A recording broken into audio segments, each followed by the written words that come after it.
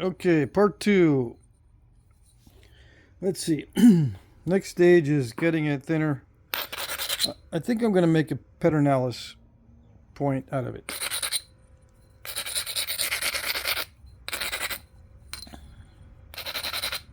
So that'll have like little flutes down here, and it won't have long barbs. A late stage Pedernales has kind of a bow-legged look to it. I think I might do that version because it doesn't have very wide barbs either. I can start with a very narrow preform, so that's what I'll do. Yeah, okay.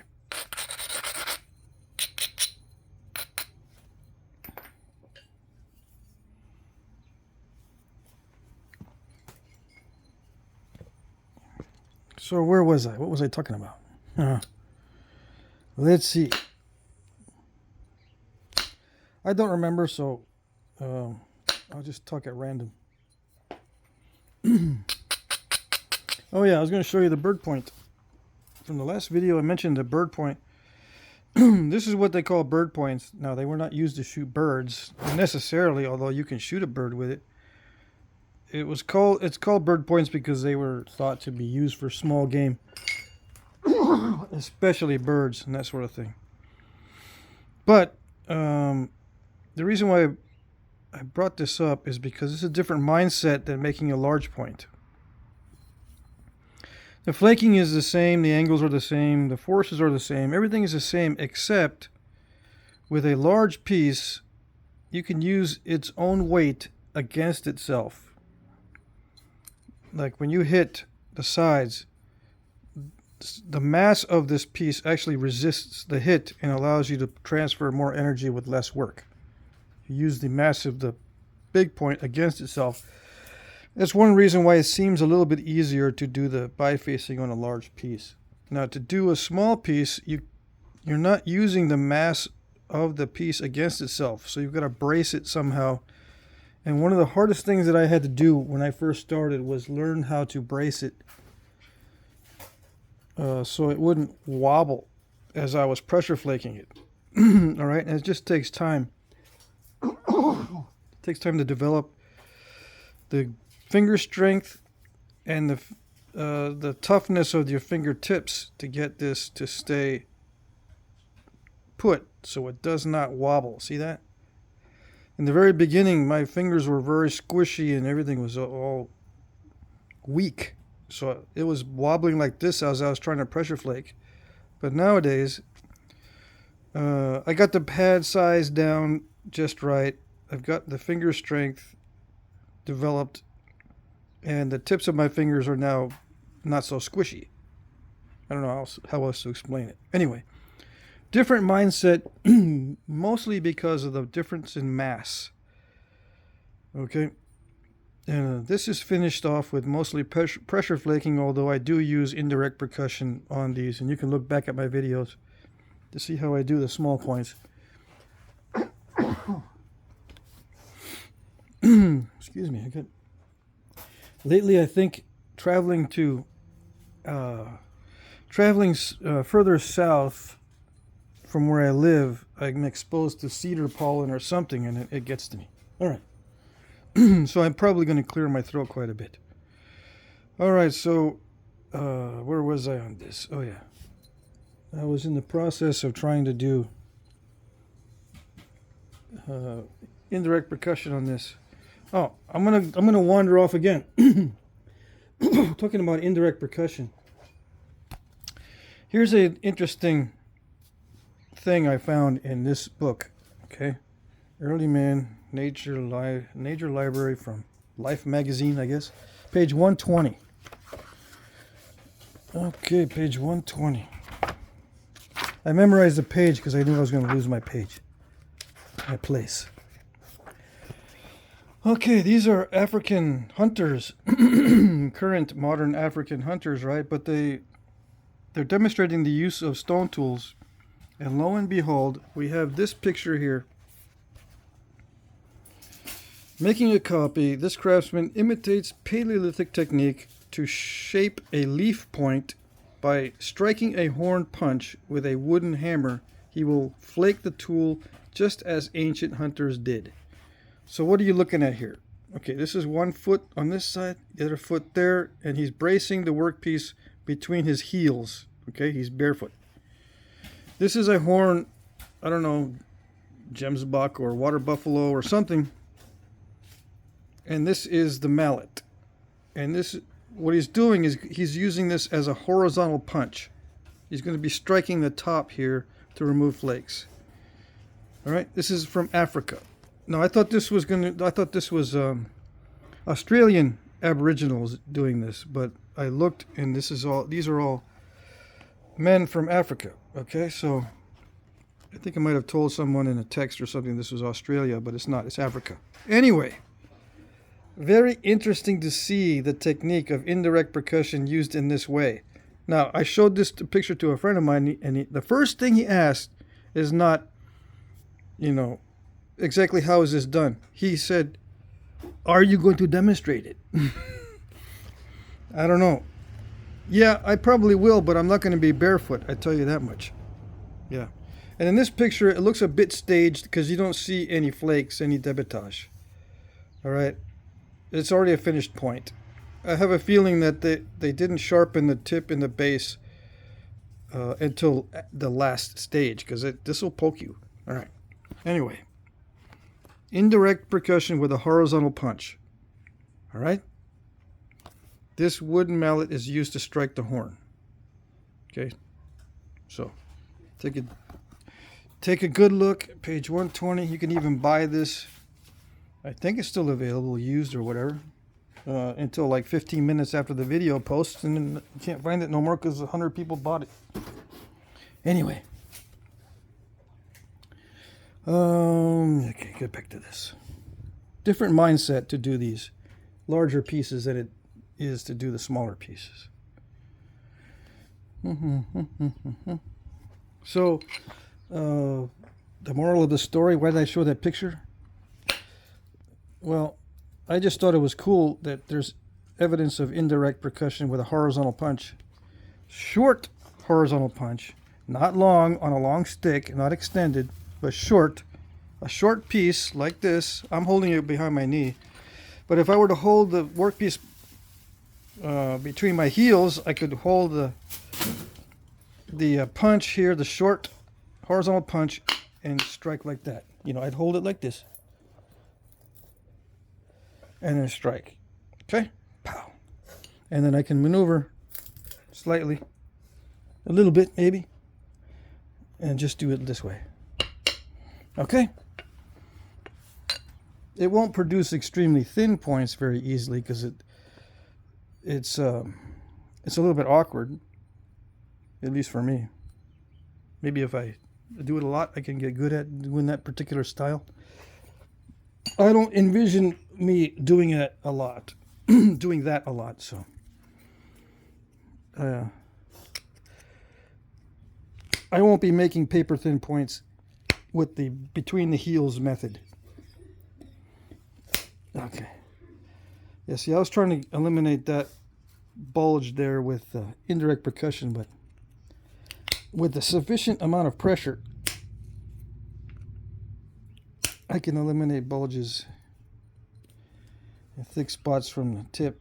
It just scoops out a lot without driving the flakes. I've got to either get a bigger Ishi stick or change my technique somewhat to produce longer flakes when I'm pressure flaking instead of these deep bulb type flakes. It's a muscle memory because one of the reasons why I use pressure flaking on the edges a lot is to create the bulb so that it thins the edge so it can be sharp. I've gotten used to creating a bulb so that it can sharpen the edge, but you can get used to pressure flaking so that you don't create a big bulb. Yeah, I gotta learn both ways, or be able to modify my pressure flaking angles and forces so I can produce whatever I want. Okay.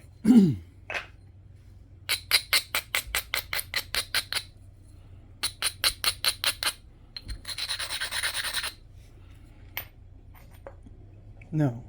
Indirect percussion with a horizontal punch. If it originated in Africa, that means everybody knew about it, because that's where the earliest migrations took place. They took place out of Africa.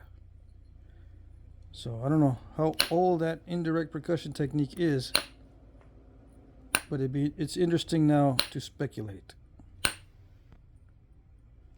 Not thought experiment, because then, you know, you do too much thought experimenting and you start believing your own thoughts. That kind of thing. You don't want to fall into that trap. Okay. Speculating is fine, because then we can start looking for evidence for and against the particular speculation. Yeah. So what am I doing? Well, the basic technique is to thin the ends down before I start thinning the middle. So I'm working on the tip first. Now, Pedernales, many times were done base first and not the tip. But since I have so much trouble with tips, I was thinking, man, just do the tip. And when I'm worn out at the end, I don't want to be sharpening the tip while I'm tired, because I won't be able to do it as effectively as if I were not tired. So I'm thinning it down at the tip first. Although it's not working out that well. I was thinking of making some copper indirect percussion punches. Dang it. Yeah. Copper indirect percussion punches.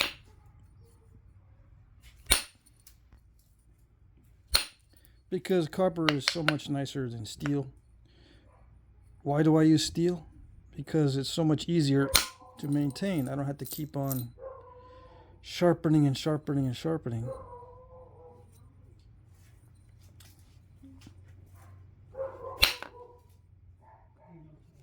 And it does a reasonably good job at flaking, so that's why I use it. But it has its drawbacks.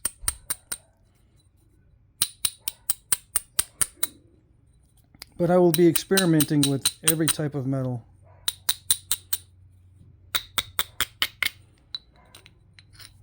Yeah. Brass is next. I've tried bronze. Bronze works well, actually. I have a bronze pressure flaker, or I used to. Gave it away. Bronze is a lot like copper, so it's almost exactly the same. So it's kind of redundant. Now brass is going to be a little different because it's kind of weird. It's very bouncy and slick.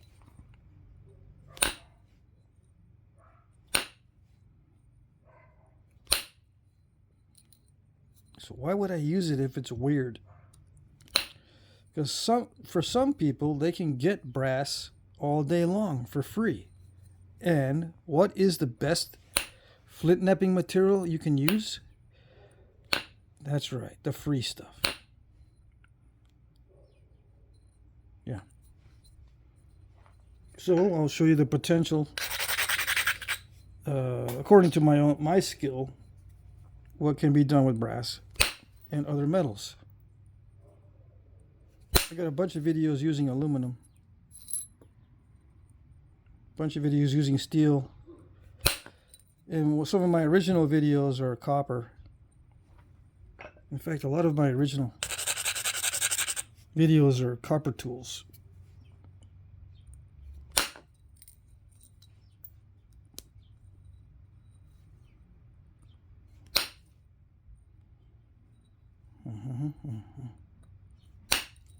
Dang it. Not doing that well at controlling these step fractures. Or doing the damage control to get rid of them. Alright.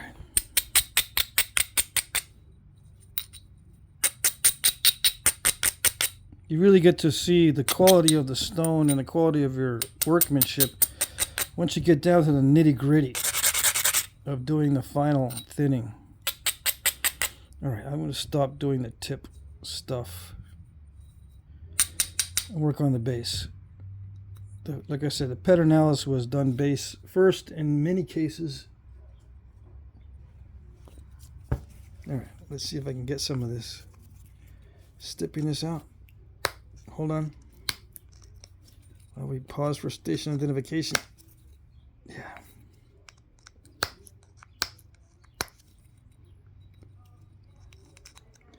Why is it important to get some of these step fractures out? Because they can interfere with flaking down the road.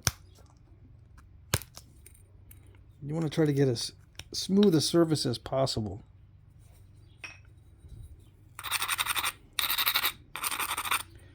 Yeah, a lot of that's going to go away. It's got to be thinned down anyway, so even if it looks kind of dumb right now, but at least I took a little bit off. Let's see if this works. There we go. I'm very close. These almost met up. They almost did meet.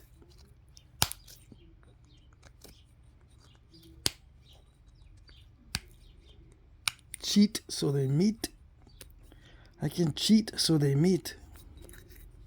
Just push on the face. I've been doing that a lot lately. I used to not do that. I used to try to get it only through flaking. But lately I will try to cheat so they can meet. Alright. Alright. I'll be doing this from memory since I don't have the book in front of me that shows this particular type of Pedernales point.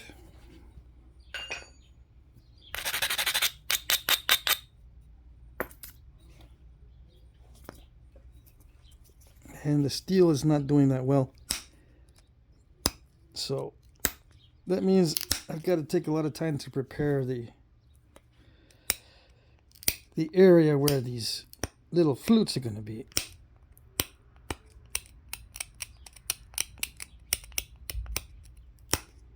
Luckily, they're just short flutes. Yeah.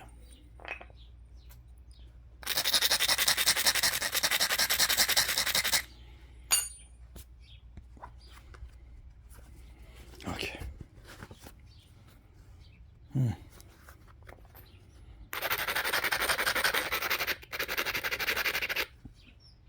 I've got to be very careful with these because I don't want this to break. That would be a bummer.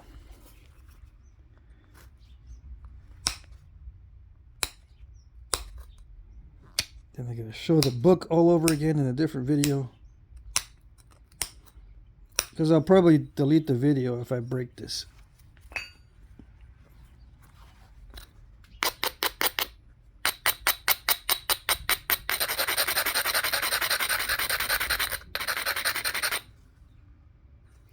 I was just saying I hardly ever delete a video. But it might happen. Especially if I don't like the video.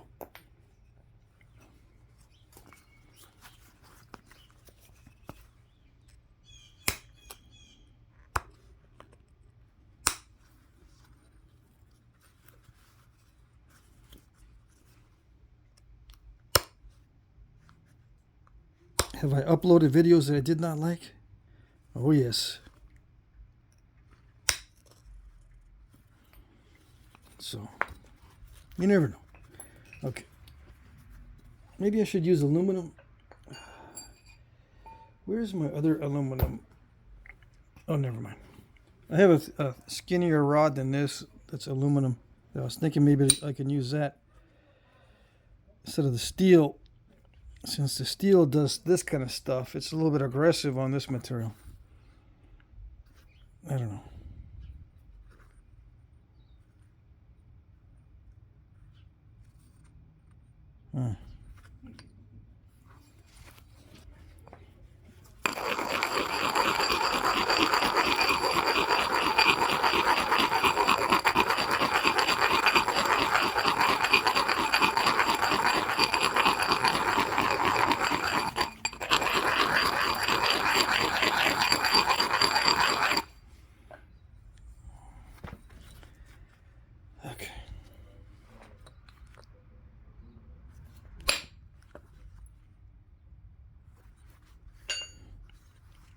All right, I didn't do anything.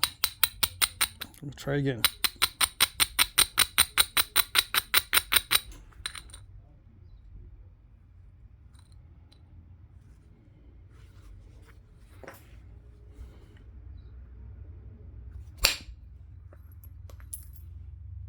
Alrighty, that was good. Kind of nerve-wracking, but it was good. All right.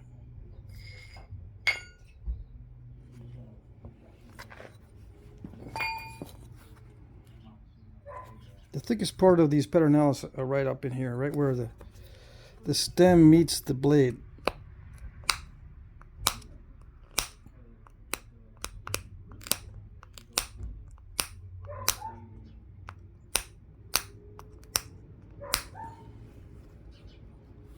So it looks like I will achieve that.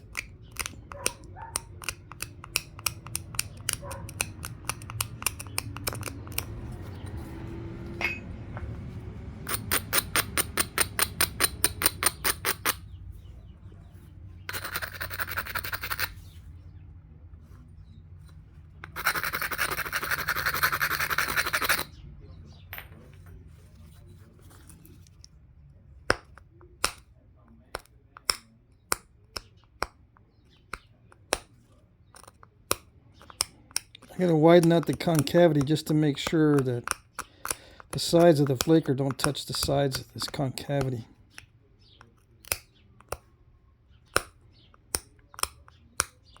The only contact should be right there in the middle. Yeah.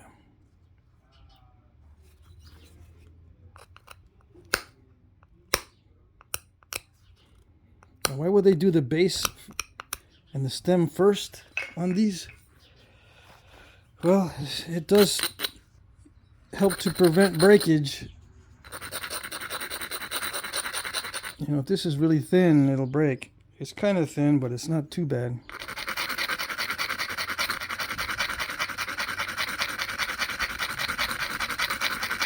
They were probably hitting it really hard to get those little thinning flakes or those mini flutes to go. It's best to have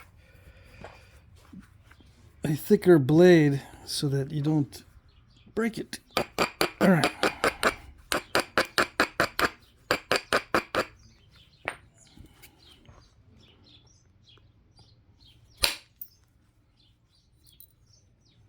Is that okay?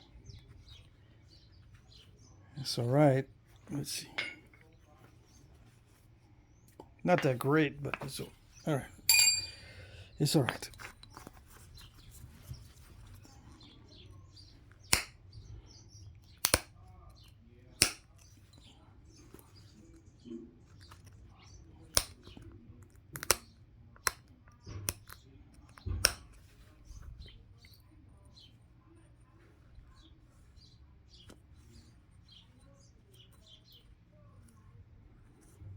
So a lot of the rest of this stem is pressure flaked, so on the real ones, as far as I could tell. So that's what I'm going to do.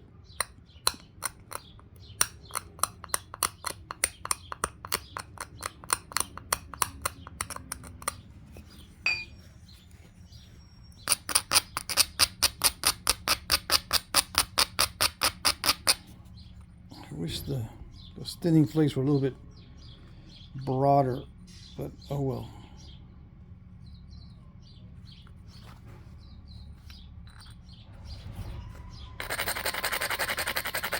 I might be able to put another thinning flake in there eventually. Let's see. Depending on how it goes with the shaping.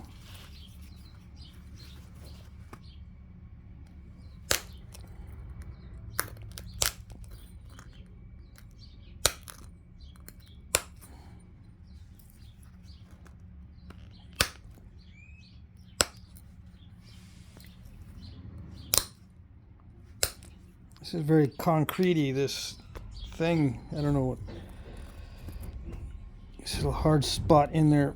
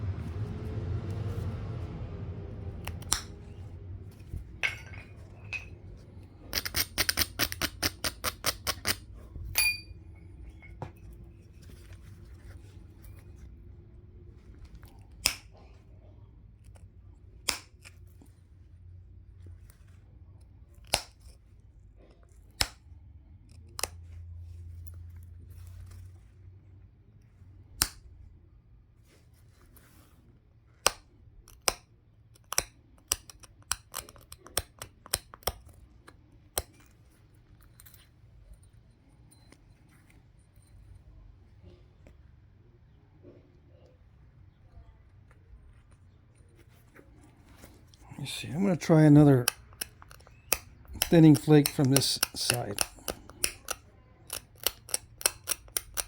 See if I can get a broad thinning flake.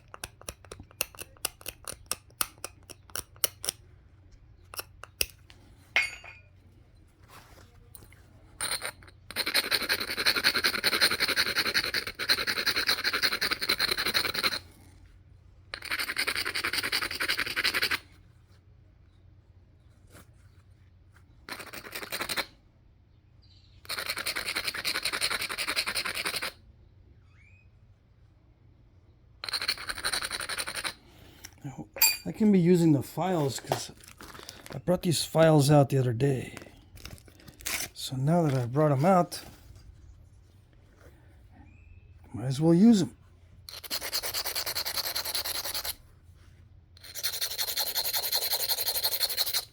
Yeah. All right, we'll see how that works.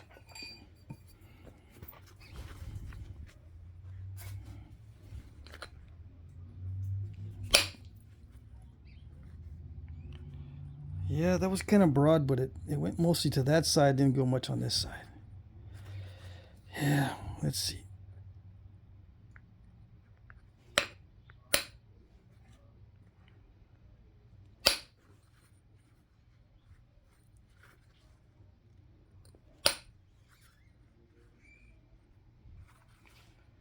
Yeah, I think that'll be all right.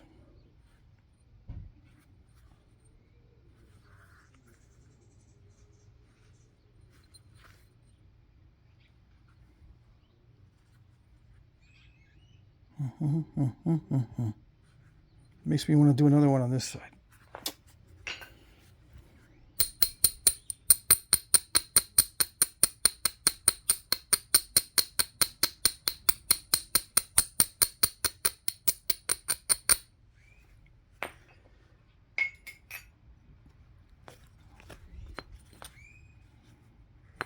I don't know. Yeah, makes me want to do one on that side too. One more. Besides, it'll give me a chance to get rid of that concrete spot. Give me an excuse, not a chance, but an excuse to get rid of the concrete spot.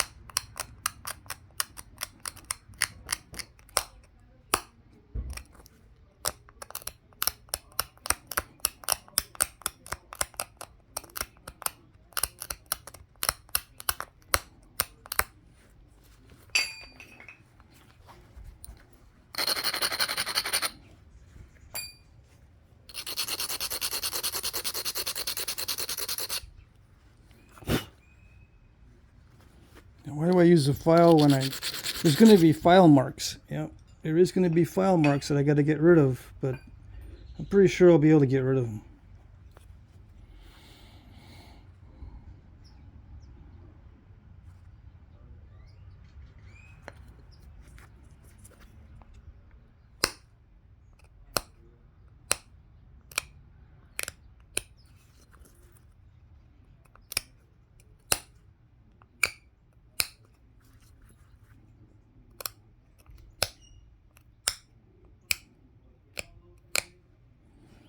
Isolate that center portion.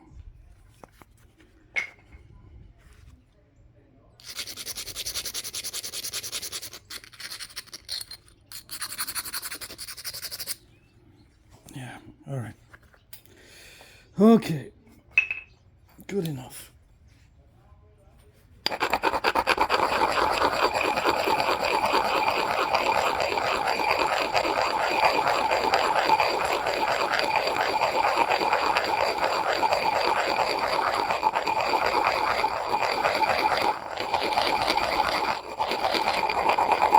Why am I taking so much time with the base on this one? It's because it's one of the most distinguishing features of this type of point. Not only was it well made on the blade and the straightness and thinness, but there's a distinct shape to the stem itself, the base and the stem. All right. So that's why I'm taking an extra long period of time on it. Extra long time.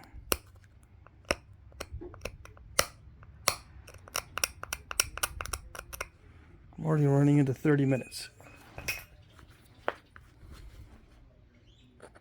I'm going to make sure the flaker does not hit the sides of that base.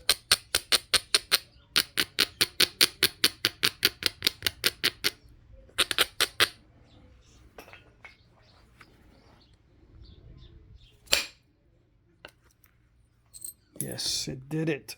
That's what I was looking for earlier.